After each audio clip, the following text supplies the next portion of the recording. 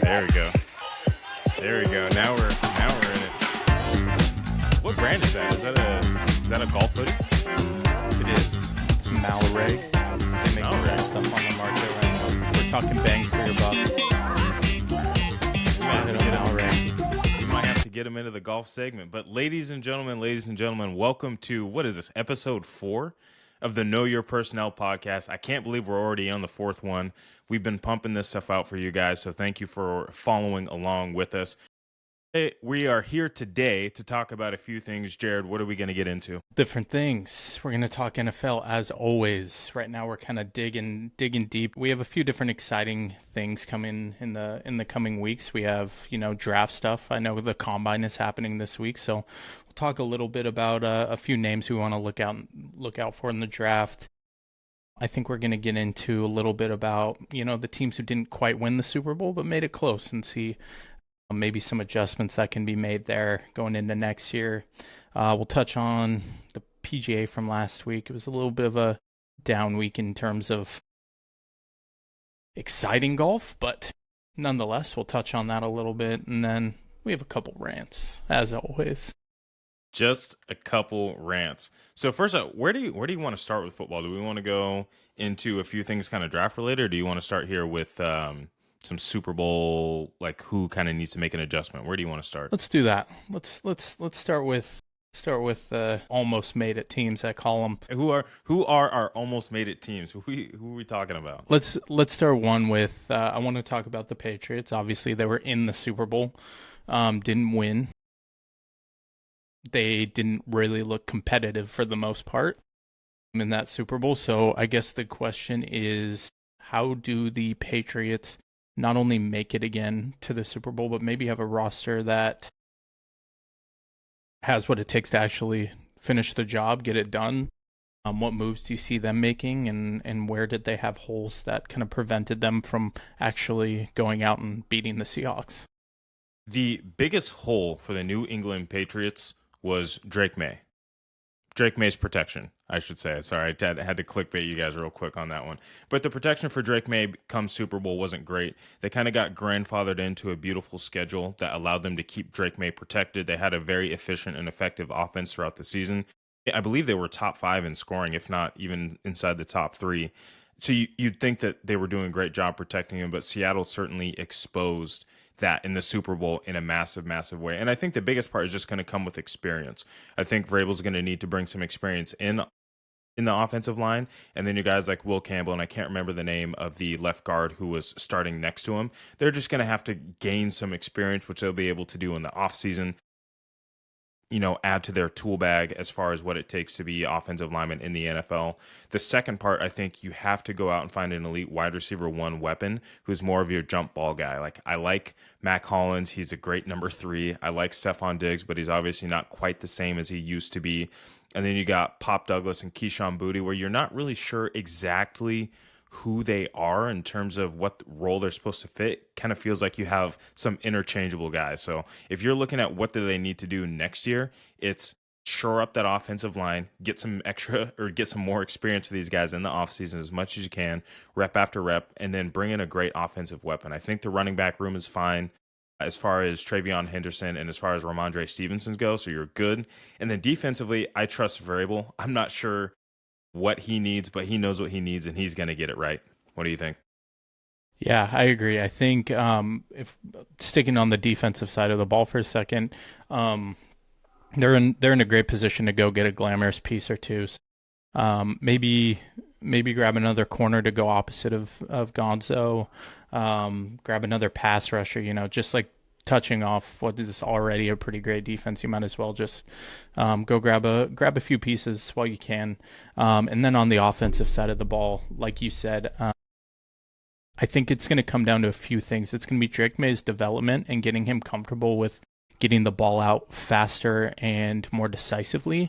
Kind of like what we saw from Sam Darnold when you have, an offensive line that isn't always solid every single play, every single down, and going to win in the trenches.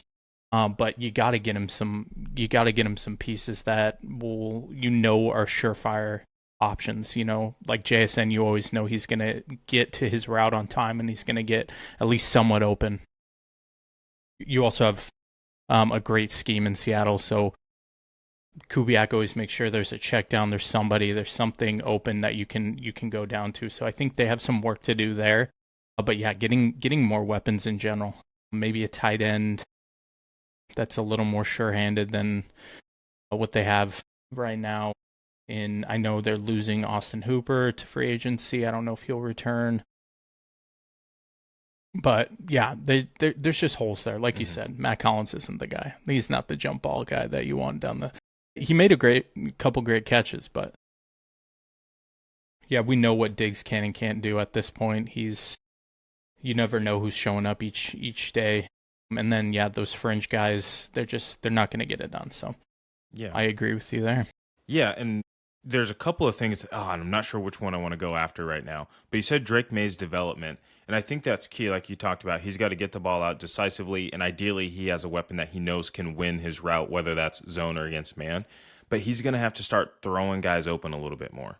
And I know that he had done that throughout the year. Like we've seen flashes of him doing it, but he's going to have to start not necessarily taking risks, but trusting that the windows are there because the windows are so much smaller in the NFL. You know, he did such an incredible job, but he just needs to take another leap. The second thing I wanted to get into. Wait, do you have something on that part? Well, I was just gonna say, you saw him almost try to do it in the Super Bowl. Like but he was just overthrowing those spots. So like he would try to throw someone, open, but he would sail it over, or it'd be like way too far in front. He wasn't really throwing behind guys too much. So you could see it was there, and the thought process was there, but he wasn't executing the way he was supposed to. So we'll give him a little grace, but yeah, I think it's just experience that'll help him on that. Okay, hear me out. Probably the biggest question that nobody's talking about. Are you ready? Are you ready for it? Lay it on me. Okay, nobody's talking about this. You've got two guys, okay?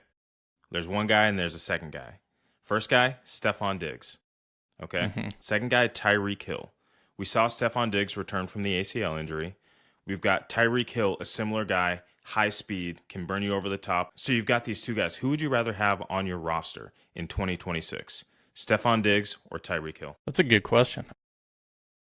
Because it feels like they're going down the same path, are they not? Yeah, it's tough because we already have seen Stefon Diggs come back and have a good enough season. So I guess we don't know what Tyreek Hill we're getting. So I guess if we're assuming that he comes back to even like 80% of what he was, it's tough. Stefon Diggs has always had the sharpest routes. Crisp route runner. He is as crisp as it gets when it comes down to route running.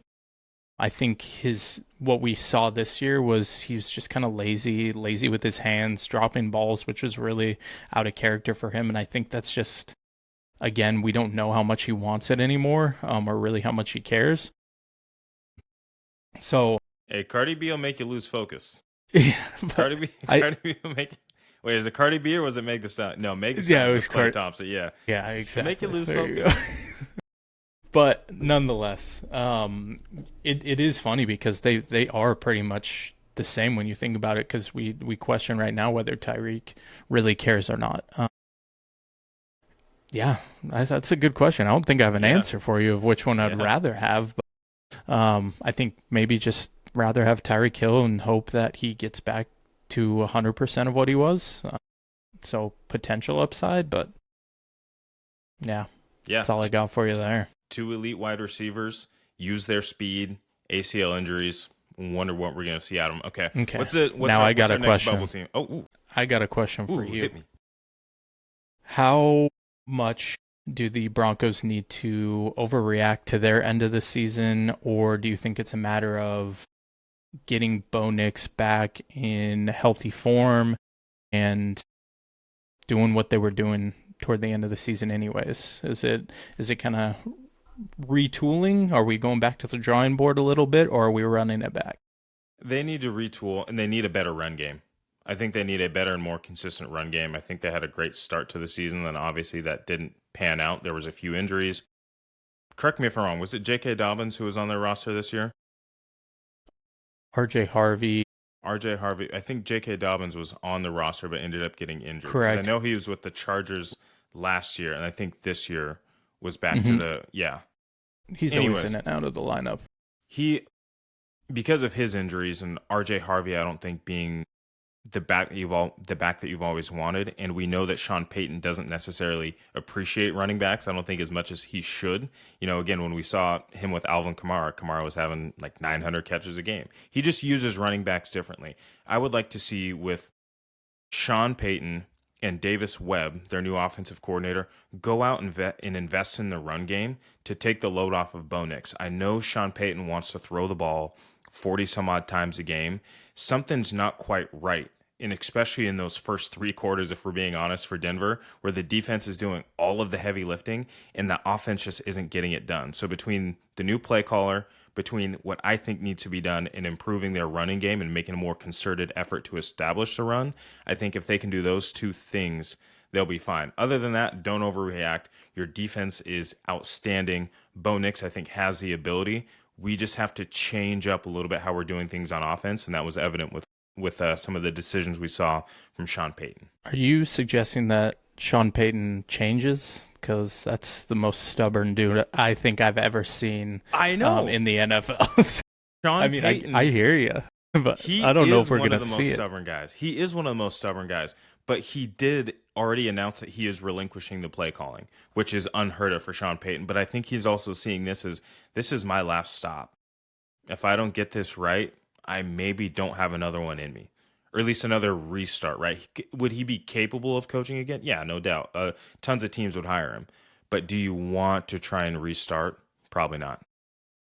Yeah, I think it's going to be very interesting to see if they go free agency in terms of filling some of those holes at running back, or if they maybe look in the draft for another young guy and kind of expect RJ Harvey to make that year 2 jump.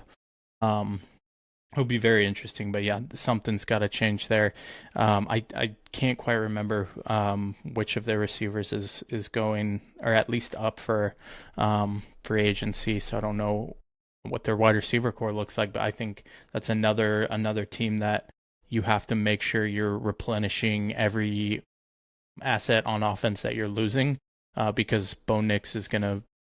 I mean, we know he's accurate. We know he can move a little bit, but at the end of the day, when you're relying on accuracy, you got to rely on somebody to be open at the same time. So it's gonna work both in his favor for explosive plays if they go and get another piece. Like I wouldn't hate a Tyreek Hill somewhere like there where Sean Payton can kind of Interesting.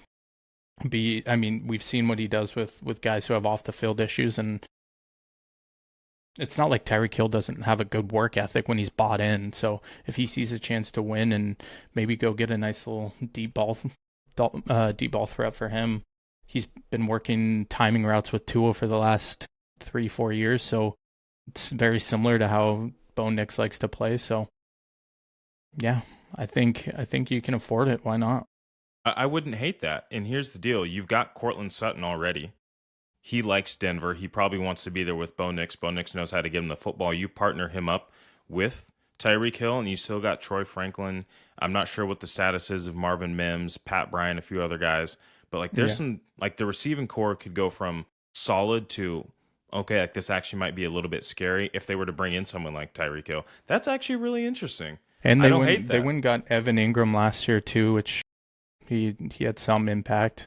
That was weird to me. I thought he was going to be used like Jimmy Graham type, just keep dumping this dude the ball. I mean, Jimmy Graham's a 101, but I really thought it's Sean Payton, bro. Like you expect one thing and then you see something completely different and you can't make any sense of it. So all you know is it works. That's all you have. Valid. But enough of the Broncos. We'll go to the other side, the other NFC Championship game. You had the Seahawks playing against the Rams. What do you think the Rams need to do to either get back or just some things to focus on in the offseason? The Rams, and everybody's talking about this, so it's kind of a moot point, but they need to take care of special teams. And then I think they need to truly invest in their defense. Right, like since Aaron Donald's been gone, you realize how much he was actually covering up on that defense because of how much of a dominating physical presence he was. I think Jared Verse started out hot in terms of his career with the Rams, but he hasn't necessarily been as effective this second and third year. So I think that you got to focus on defense and you got to focus on special teams. That's as general as I can make it, because you know that Matt Stafford, your MVP, is going to make your offense go.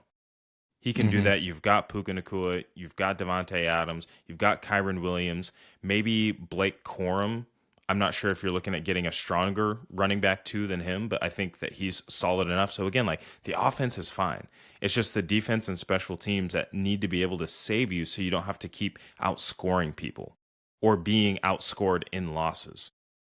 I'm right there with you. Their defense, I mean, how many games did we see them going toe-to-toe with other offenses in 30-point plus games? Like, those are games that they would be winning if they had just an okay defense. So invest in defense, and then I think we also need to see them go get a good backup quarterback. I don't think Jimmy G's the guy who's going to go sling it, but somebody who's comfortable at least going out there and letting it rip, because they're a Matt Stafford injury away from being a nobody team who's now looking to rebuild. I don't know about nobody. I think there's a lot of guys who could have some success. That's the value of to Devontae and Puka. That's the value of the quarterback, though. The level of which Matt Stafford is doing what he is doing, and if you were to substitute Jimmy G into that lineup last year for the full season, you're telling me that they would have even made the playoffs? Yeah, I think that they're probably in the exact same situation. No. Okay, I was about to say. Wink, wink for those who weren't watching the video. You know that clip where he's like, "You're not the dumbest person in the world, but you better hope that the dumbest person in the world don't die." I was about to pull that out on you. That's amazing. Okay. Okay. They probably still make the playoffs. They're a quality enough team. But yeah, you can't have the Panthers scoring 31 on you. You can't blow 21-point leads to, and now granted the offense kind of struggled on that end. You can't blow 21-point lead to the Falcons. Like, there's just a few like strange things that just didn't really go their way. And also, we're kind of missing the fact that if that weird 2-point conversion just kind of went their way, I'm just saying they could be the number one seed. You want to send me into an early rant? Entirely different. I hate that. I've seen it everywhere. Everyone's talking about the what if. I think it's interesting. But here's the deal. They still, in my opinion, would have met in the NFC Championship. And lost. In which Seattle would have won. So yes. It doesn't matter whether... What kind of home field advantage is LA to anybody? It's not. That stadium it's a great stadium. The fan base is questionable. It always has been in LA for football.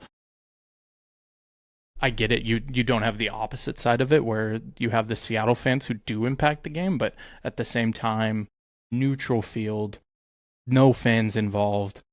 Seattle and the Rams play. Seattle's winning probably 7 of the 10.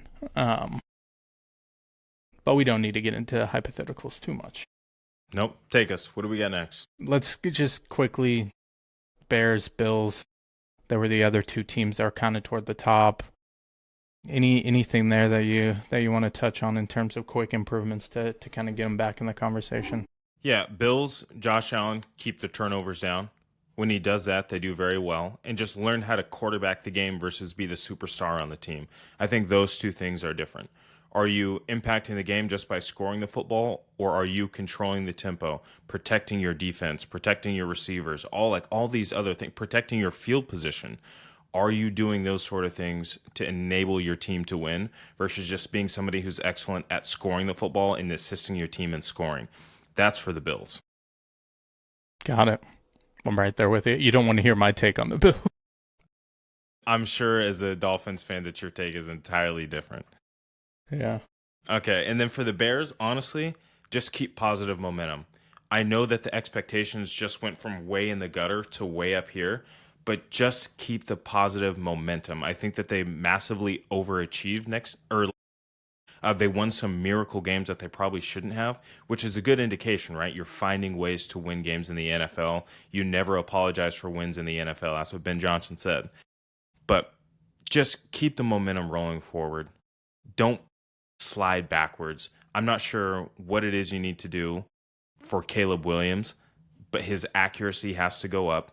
His time to release has to go up. And then defensively, the second half of the year, they started to get better, but they need to shore some things up on their defensive line and at their safety position if they really, really want to make an impact next year. But again, I worry that the expectations have gotten way too high for the Bears next year. And if they achieve highly again, right? If they have 13, 14 wins, which would be ridiculous, like awesome. But I just don't want people to think that that's a guaranteed or that's a given, that they're just going to build and climb right up this ladder, because that's not always how it works.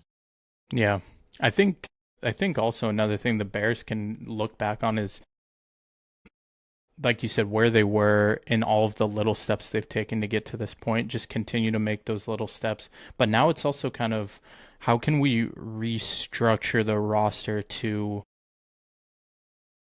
continue what we're trying to do? So like maybe trading a DJ Moore to a team that's willing to overpay while you can to fill other holes in the roster.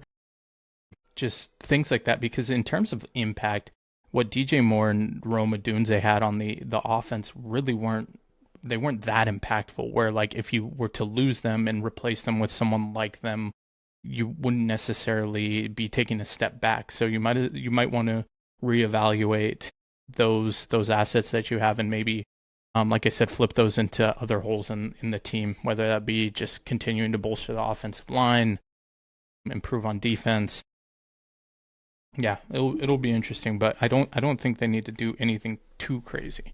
Their wide receiving core kind of weirded me out last year, because it was supposed to be Rome and DJ, and they were going to be your guys. But I felt like Rome had a hot start. He had that heel injury and things got a little bit strange. And then DJ Moore would have either 0 catches or he might have 8 for 150 and 2 touchdowns. You know what I mean? Like, I felt like with the Lions, a lot of inconsistency. And granted, we're not just going to be able to go from point A to point B, no questions asked. But I felt like with the Lions, we had a clear role between your Jamison Williams, your Amon-Ra St. Browns, your Reynolds. I can't remember the name of the other cat that was on that receiving core. I just felt like it wasn't as defined this year. And then you had Luther Burden, who came on hot at the back end of the season. I think he's going to have a big impact next year. And the tight ends, Loveland and Kmet. Yeah, Colson, Loveland, and Kmet. Like, that's a scary duo, which makes me think, yeah, you can probably move on from DJ Moore. He's a luxury to have, and he's so great with the football in his hands. So if you keep him, I'm not mad. If you move on from him, I'm also not mad. You've got money. Caleb's still force on the this team to rookie overpay deal. for him. Yeah, and Caleb's still on this rookie deal for a couple more years before he says he wants his money early. But I just, the receiving core I thought was weird. But yeah, I think you nailed it. Yeah. Well, let's get into a little draft stuff. I mean, everyone knows Mendoza's probably going to go number 1. He's already announced he's not going to throw at the combine. So it kind of made me think a little bit. I know everybody's high on this Ty Simpson guy, but who do we think is going to be the second quarterback off the board? Because, I mean, unless the Raiders trade the pick away, whoever they trade it to, they're going to trade up to get Mendoza. They're not trading up to get anyone else. So he's probably going to be the first pick regardless. Who's QB2 and who are we thinking? QB2 to me is Garrett Nussmeier, and I don't think it's particularly close. Ooh. I think he's got probably the most live arm in the draft of a quarterback who has some semblance of accuracy. Like, I just think that he's going to be excellent. He's got over 1,000 passes attempted in college. He'd been a 3-year starter, and then this last year he just had a little bit of abdominal injury, and you could see towards that back half of the year, like, the ball just wasn't flying out of his hand. He had no torque. But the thing is, he's an accurate quarterback. He's got a lot of experience at the college football level, which tends to bode well for guys who get drafted, just having more snaps. I think that he's the next best option.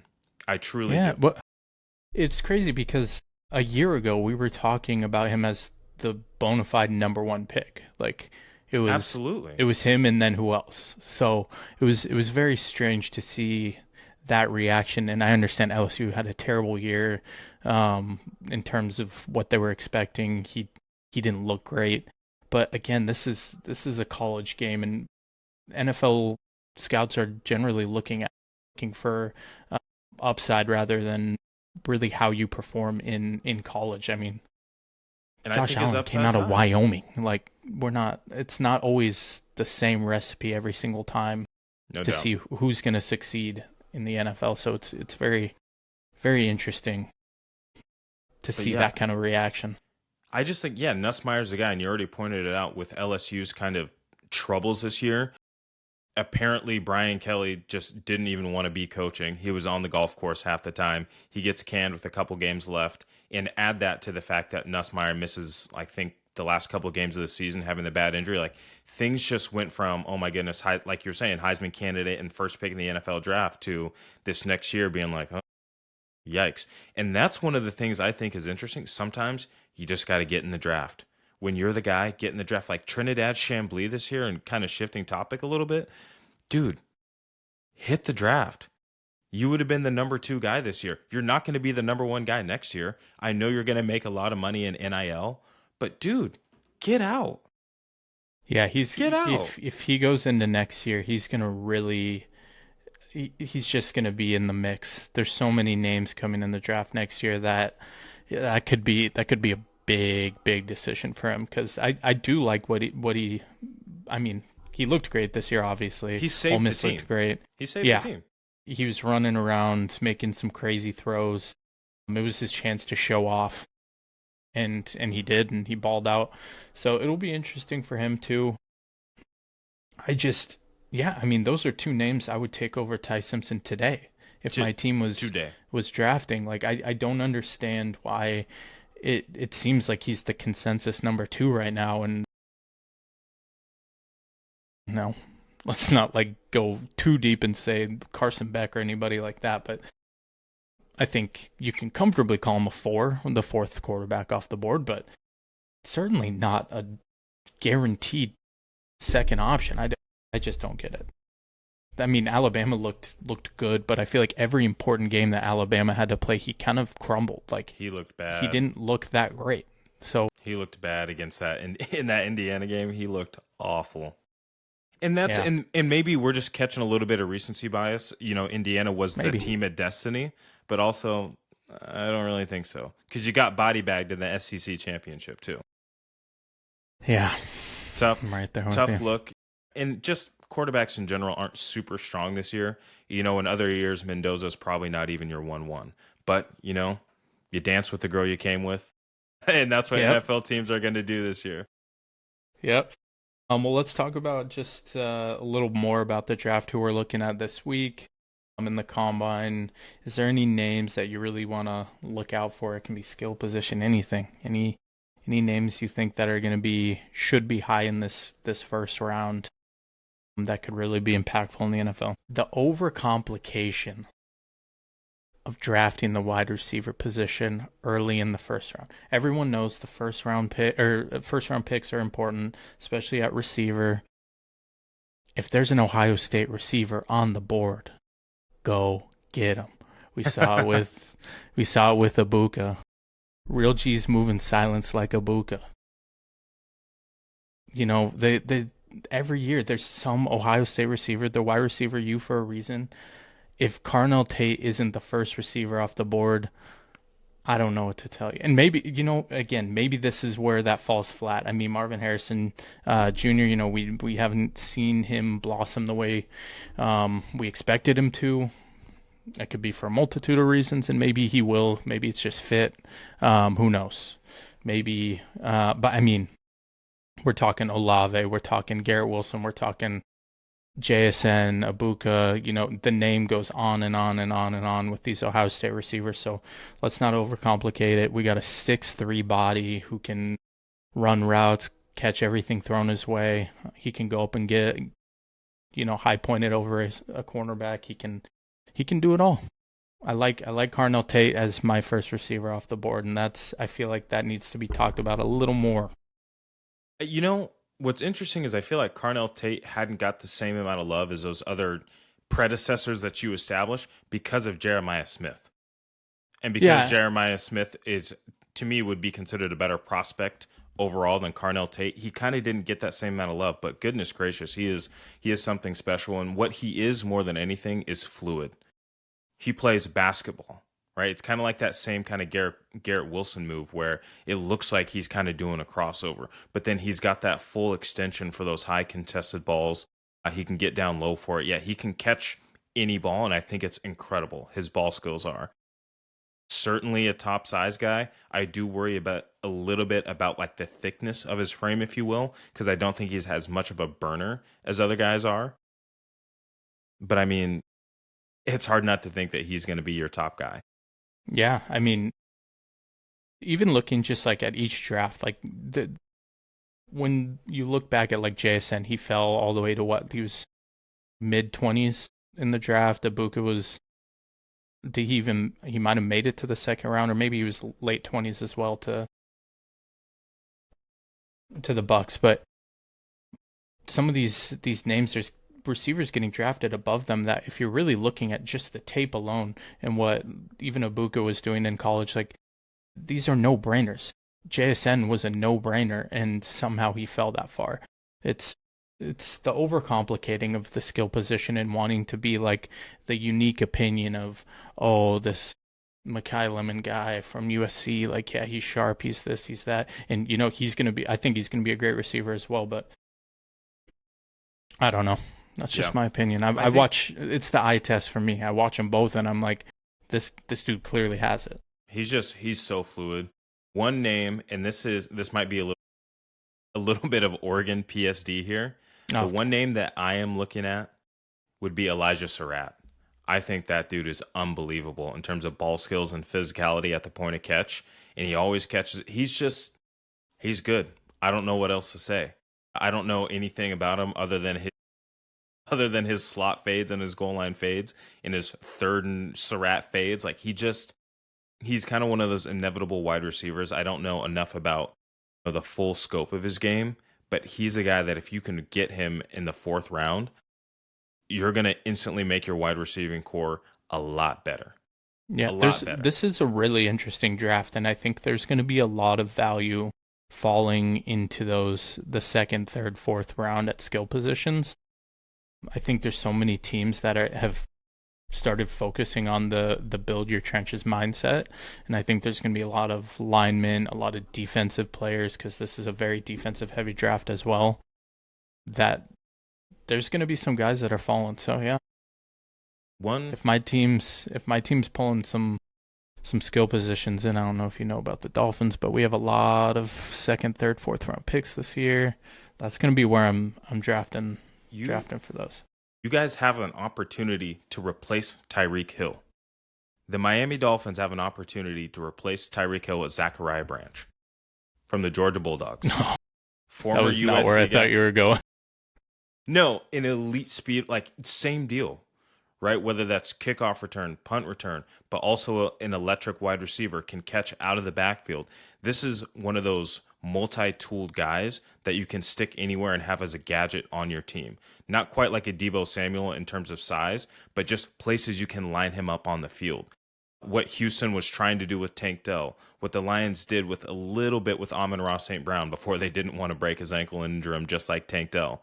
Like Zachariah Branch, I think his speed, his ability to be basically like a human joystick, the dude just breaks people's ankles. He could be a guy that the Dolphins replace Tyreek Hill with.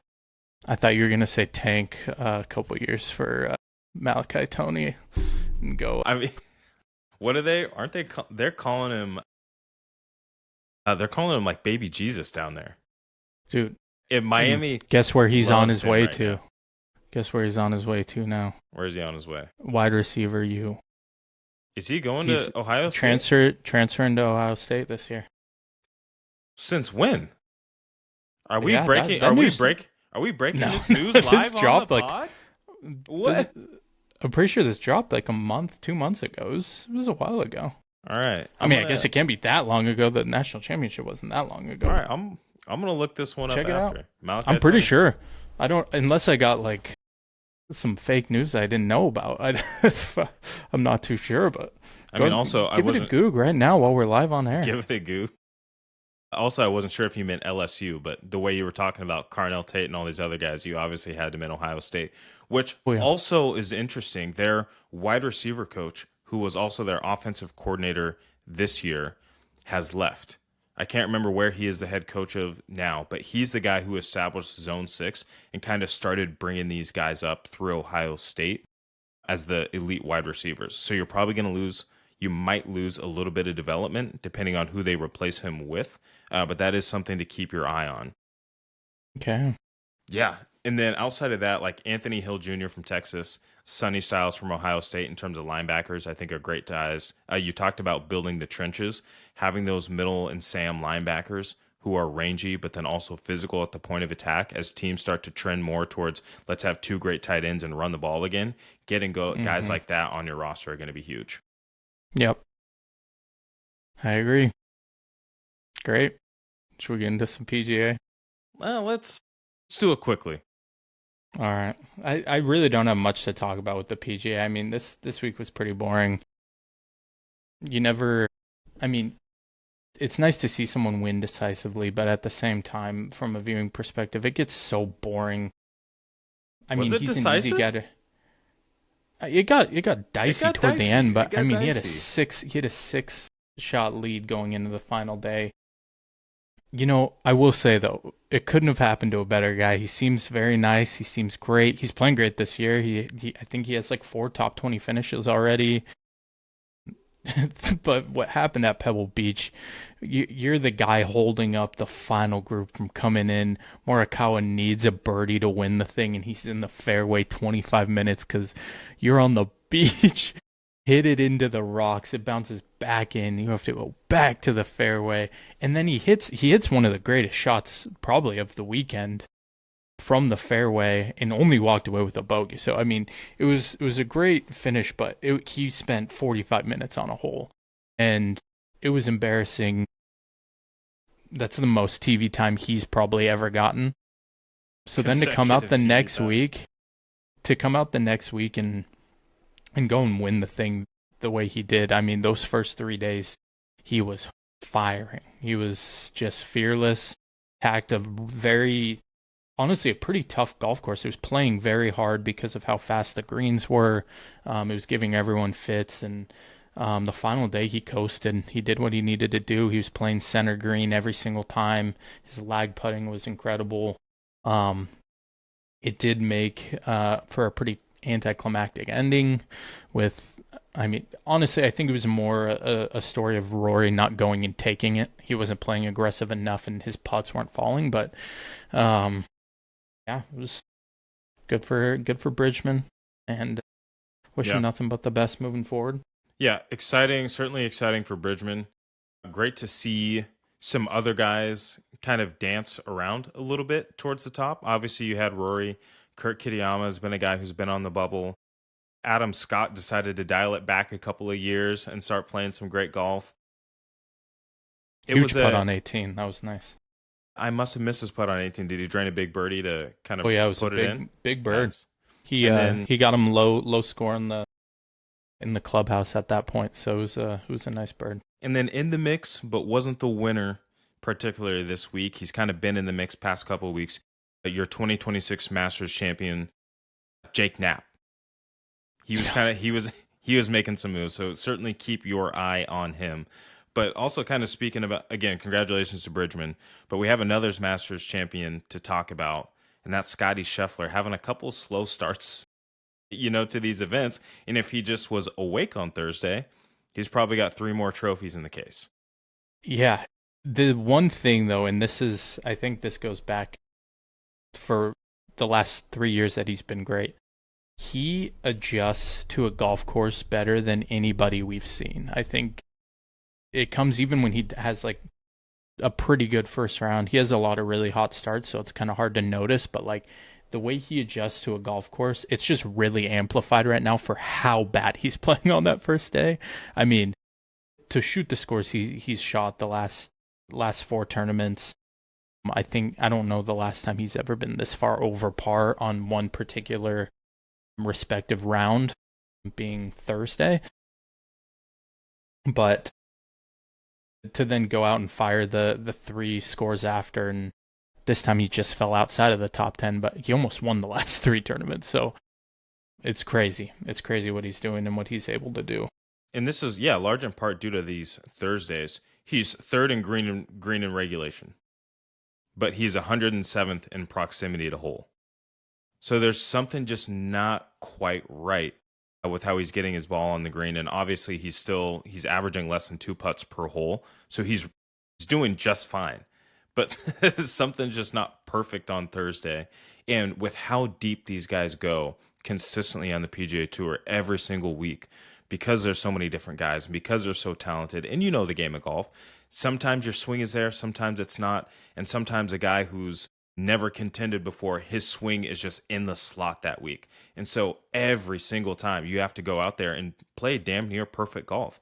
Every time you look at the winner, it's like they have maybe one bogey. Sometimes they go bogeyless. They'll have a stretch of holes where they just play incredible, and that's what it takes to win on the PGA Tour. And sometimes we forget how good these guys are. But yeah, he just hit it a little closer, Scotty. A little closer. Just if you hit it closer and you get it in less, you're gonna win tournaments. Yeah, that was honestly a big piece of why Rory had a tough time coming back. Also on the final day was he was hitting some good shots, but that's all they were good shots, and I just fell victim to it. I was saying how his putts weren't falling. You can't expect the putts to fall from those ranges because your make percentage is so much lower than if you just hit the ball a little closer. Now we're talking, okay, we're going to see a couple birdies fall. So it's hard to critique someone's putting when they're just not hitting the ball particularly close because they're still hitting greens. But, the 20 to 30 footers not falling is different than if they were missing, 5 to 10 footers, which he really wasn't. He was putting pretty solid inside of 10, I think even 12 feet. Yeah, and shout out Lou Stanger. This is one of his great golf stats. He's always great. If you need to look at somebody to reassess your golf game in terms of your expectations, I believe 8 foot now, like the make percentage once you hit 8 feet is just under or just over 50%. So putting, and this is on the tour, like on tour, yeah. Okay, right, and that's what I'm saying. Like, it's hard if you're not, again, literally inside 8 feet, which you're sitting there on TV. Oh, how did he miss that? It's hard. It's very, very hard. So yeah, proximity to the hole, incredibly important. All right, we'll get more into baseball when the exciting time comes. But I have a quick baseball rant.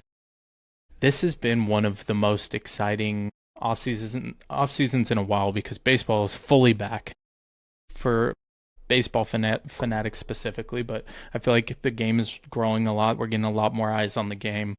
A lot of moves are being made. Seattle just got better. Yankees are a little quiet, but the Mets are going out and they're improving their roster. They're making some big moves, getting Peralta. Obviously, they got Soto last year. They went and stole a couple relievers that the Yankees were happy to get rid of. You just see so many teams making these moves, and it's awesome. I love it. It's exciting. It's thrilling, but it means nothing. And let me tell you why. They have to fix what's going on in Los Angeles. It infuriates me. And as a Yankee fan, I hate the Red Sox more than everybody except for the Dodgers at this point. I can't stand it. Allowing this team to go out and get Kyle Tucker and defer all this money, both him, Shohei Ohtani deferring $70 million a year. Like, he's making $2 million a year, this guy, and he's on a $70 million a year contract. There's a problem, and it's going to cause the growth of the game to no longer grow because it's going to become unwatchable. And I know, I get it. You don't want to see the Dodgers fall on their sword for the sake of the MLB, but you're going to see a lockout happen next year if they win the World Series again. I mean, the last year, or was it 2 years ago, we were relying on injuries to even make these games competitive. So you never wish injuries upon anybody or any team, but if that doesn't happen, you're going to see some angry fans, and there might be a lockout next year anyway. So I can't stand it. I'm so discouraged going into the season, and the Yankees are running back a roster that won 93 games last year. So you would think that we would have all the reason to be excited, and I'm not. I'm not at all. I don't think Mariner fans are excited. I don't think Blue Jays fans are excited. I don't think anybody has the same excitement because, yes, we all believe in our teams and our rosters and all these great moves that we're making any other year, but this year because of the team they got in Los Angeles. This sounds like you can't keep getting away with this. No, honestly, it's unbelievable, and we're letting them do it year after year. Even if they ran back the same roster without adding your Kyle Tucker, without like, even that is egregious. But now they go and get this big name guy that everybody thought that they had a chance at this guy, and nobody ever had a chance. We didn't want to believe it. We didn't want to think of it. None of us had a single snowball's chance in hell at this guy. And it's because he was always going to the Dodgers. They knew it. He knew it. Everyone knew it. And for the sake of the excitement in the conversation, yeah, I'm done. That's all I got for you. So why don't other teams do it? They don't have the money. I mean, okay, I can't say I don't have the money as a Yankee fan because that's pretty hypocritical. But they don't. Nobody can match that money. That is true, and without the salary cap. Yes, exactly. So small market teams certainly have no chance. Is baseball ever going to institute a salary cap? If they were smart. I'm not joking when I say they'll lock out next year. I even if the Dodgers don't win, certainly if they do, but even if they don't, it's very apparent that if they don't decisively make this create a salary cap, then there's going to be a lockout next year. So we'll see. All right. I got another small rant. Are you ready for it? Hey, dial them up. Keep firing. Okay, next one. I'm sick and tired of people who complain about things that they already know are going to happen. And this is in regard to the Canadian fans being upset about the result of the game. One, shout out to Team USA winning the hockey gold medal. You know, we'd love to win that, especially against Canada, but everyone knew the rules going into it. If you go into overtime, it's going to be 3-on-3. I understand every hockey fan has an opinion on 3-on-3 hockey. It spaces out the floor too much. Anything can happen. It then it's less about skill and more about puck luck. And it just happened to go in the US's favor. But at the end of the day, why are we sitting here complaining on Twitter over and over and again? And we have players that are subtly throwing shots at, we think, the result should have been this. You knew the rules going into the game. You can't complain about them.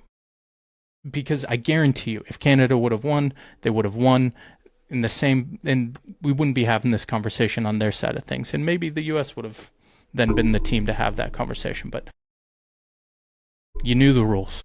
We all knew the rules. We know what we're doing getting into it. You are not allowed to complain after the fact. And this goes back to the Bills with the overtime rule. I was just about to ask if this was related. It triggered me. It's exactly what it is. You knew the rules. You knew the rules going into it. You knew what you were getting into. If you don't want that to be a factor, don't go into overtime and win the freaking game in regulation. You don't have... It bothers me. I hate it. I hate the after the fact we're going to complain about something. It drives me up a wall. That's all I got. Sir, I want you to know that this is a safe space and you have been heard. Thank you. You have been heard. You knew it was going back to the Bills. Yeah. Okay, I'm going to get into a little rant that I got here. Mm-hmm. The NBA and tanking. And you've got Adam Silver coming out right now proposing all these different ideas that people have submitted to stop tanking, whether that's not protecting certain picks or whether that's changing lottery odds, or if you can't pick in the lottery 2 years in a row, all these other things. This just was to appease gambling companies. And that's my rant. Gambling has become so normalized in sports, right? And then what happened earlier this year? Chauncey Billups gets fired. There's a gambling ring, whether it was poker or whether it's players fixing games. This runs so much deeper than I think people realize. Do I have any evidence to support it? No. But Adam Silver was going to walk on his merry... Yeah, they probably got... Not that I have. Maybe the FBI, they've got it. I individually do not have it. Adam Silver was going to walk on his way and be like, all right, load management's fine. We're going to allow these guys to take games off, 65 games for the MVP or 60 games, whatever, blah, blah, blah. It doesn't really matter because the MVP became a Mickey Mouse award anyways. The All-Star game's a Mickey Mouse award anyways. I just don't understand why they waited so long to broach this. I mean, even going farther back to, Kawhi Leonard, when he started wanting to do load management, and he wasn't feeling comfortable. All load management slipped into was fixing games, right? It's predictive programming. They tell you it's load management, and then all of a sudden you don't even recognize what it is. Oh, now we're shutting guys down for an extended period of time because we don't have a good chance, blah, blah, blah. Oh my goodness. How did it take you this long to put your foot in the ground and say, hey, our star players need to play? What happened to the Kobe Bryant mentality? And I know people love to talk about that, but what happened to taking control of the league? You just let it slip out of your hands, and it wasn't until the gambling companies getting busted, these backdoor books, saying, hey, you are screwing our profits by not forcing your players to play. It had nothing to do with the NBA, and that's why I'm upset. Because it's not about the quality of the NBA. It's about making the gambling partners happy. Because now there's not just fans. You're not just a fan of the team. You're a fan of your team and whoever you bet on. And it changes, right? And it changes your view of the star player that you put a bet on. True. It's true. Now this guy that you love to show, you want to show up and watch the game for, you pay your hard-earned money to go watch, I don't know, I don't even know who's good in it. You go pay your hard-earned money to go watch Cade Cunningham play, and he decides that my ankle's a little sore. I'm not going to play this back-to-back. And he's a game-time decision, but you put the bet in 3 days ago because you were so excited, and now you're like, I'm angry. I'm following you. I'm following you. I'm angry. From the NBA perspective, betting just brings more eyes on the game because you're more likely to watch a game now. Right. If you have some skin in the game. So, and it was it's certainly a problem to see their star players not playing with all these new eyeballs. And the conversation is so different. It's not about them just not playing. It's about them ruining my money. Yeah. Well, they need to eliminate back-to-backs for sure. That needs to stop being a thing. I don't think Should have been yesterday. I don't think so. PGA Tour plays 4 times in a row. Yeah, that's true. You should see the schedule these hockey guys are on, bro. And that impact is like, you're playing, that's like playing a full football game 3-4 times a week. Hello. Yeah. Hello. So I simply do not want to. No, I'm right there with you. The NBA is the craziest league. I can't make sense of it at all. How about load manage rules? You got to be over 35 to be load managed, or you have to be under 22. Because I get it, right? A college guy who comes in, you play like a 40-game season at max. You literally have to double that. Your body might not be ready. So I get that. But so from 22 to 35, you can't manage the load. Either you're out, you're on that IR, you ain't playing. That might cause some other problems. But yeah, no, I'm with you. And it ain't my problem. All right, let's wrap this up and put a bow on it, huh? All right, let's call it. Ladies and gentlemen, thank you so much for tuning in to episode 4 of the Know Your Personnel podcast. I'm Nathan Hawthorne. This is Jarod McEnroy. Big reminder, we are live on Spotify now. Not literally live, but the video and the audio will be uploaded to Spotify. If you don't want to watch the video, go ahead and check us out. We are live there. We are also live on Apple Podcasts. So enjoy the content how you want to enjoy the content, and thank you for tuning in.